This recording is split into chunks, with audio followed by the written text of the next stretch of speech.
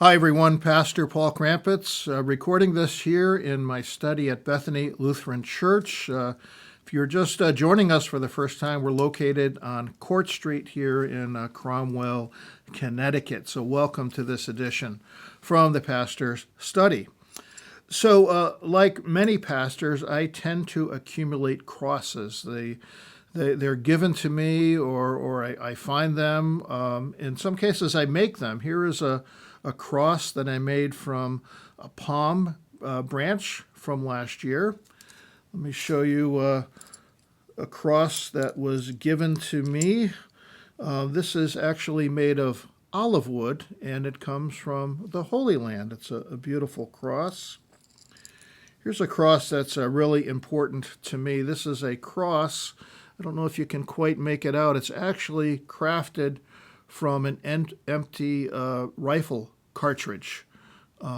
It reminds me very much of the prophetic image of the swords being beaten into plowshares. Here we have a piece of ammunition, really, that has been repurposed into a beautiful cross.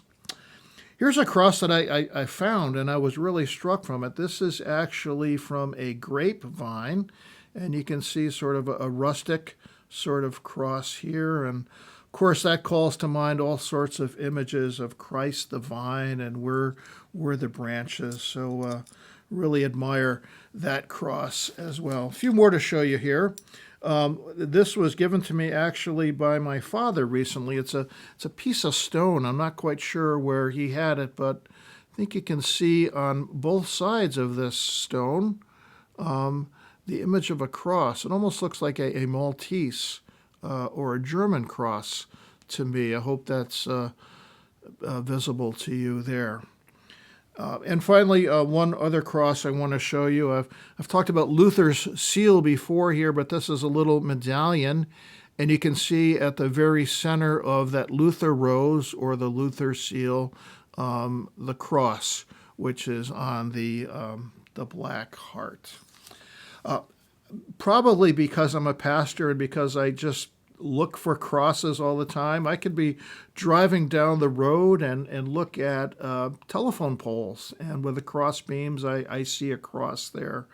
But in a way, Christians are called to look at the world through the lens of the cross. That we are to see in the world, in the suffering that's all around us, the presence of the risen Christ. Lutherans call this the theology of the cross. The simple way to think about it is that we find God in the places we'd least expect to find God. God revealed in the form of the opposite is the classic phrase. And so where's the last place we would expect to find God? Well, it's nailed to a cross, and that's precisely where we do find God.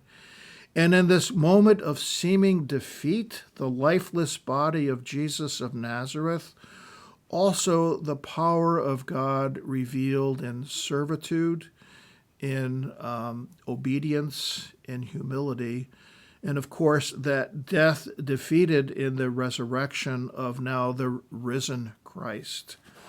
But that crucifixion isn't just a one-off event, although certainly it is paradigmatic of what God is up to, but we still encounter God in the risen Christ in the places we'd least expect.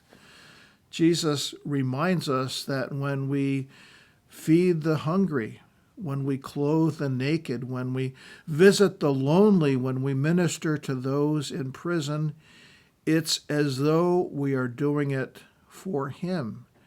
And indeed, Christ promises to show up in those encounters with those who are hurting the most. So, where does the risen Christ show up these days? I would say in hospitals, in rehabilitation centers, in soup kitchens, in shelters for battered women,